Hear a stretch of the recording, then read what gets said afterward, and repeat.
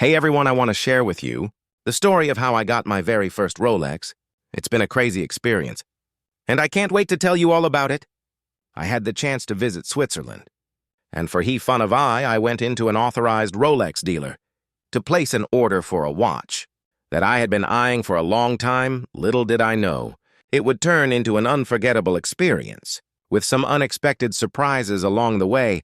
So when I walked into the store, I had three specific watches in mind: the Yachtmaster 40mm in steel and rose gold, the Rolex Yachtmaster 40mm, or the GM T-Master 2 two-tone steel and gold, the so-called zombie. I had done my research, and these were the pieces that had really caught my eye.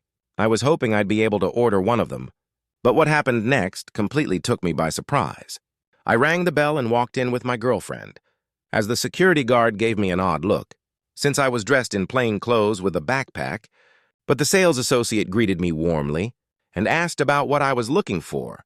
After I mentioned the models I was interested in, she led me to a display case, and immediately she pulled out the first option, the Yachtmaster 40mm with the chocolate dial.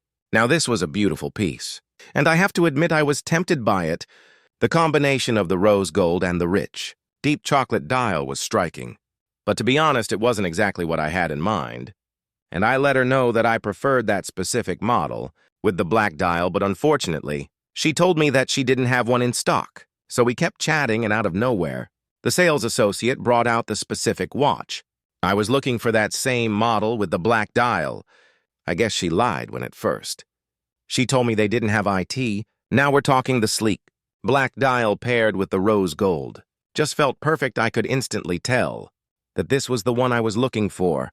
But the surprises didn't stop there. As she was showing me the watches, she also offered me a few other options. First, she brought out the GM T-Master to root beer, the two-tone model with the brown and black bezel. It's a really cool watch and probably more sought after compared to the Yachtmaster.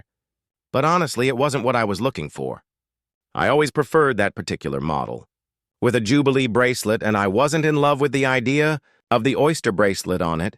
Then she also showed me the full gold GMT Master 2.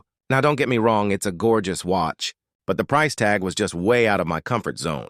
The Reelysium Yachtmaster and the Zombie GM were nowhere to be found. So at that point, I was at a bit of a crossroads. I had to make a decision, and honestly, it was a tough one. I knew that the full gold GMT Master 2 wasn't the right fit for me, at least not right now. I had to walk away from the GMT Master to root beer, simply because I prefer it with the Jubilee bracelet. And I truly believe the Zombie will be my second Rolex. So in the end, I ended up choosing the Yachtmaster. 40mm in two-tone, rose gold with the black dial. It was just a perfect combination of style and elegance. The two-tone design with the black dial was exactly what I had envisioned, and it felt just right. Plus, I had already built a connection with the sales associate, and she made the whole process so smooth and enjoyable. I could tell she was genuinely excited for me, and that made the experience all the more special.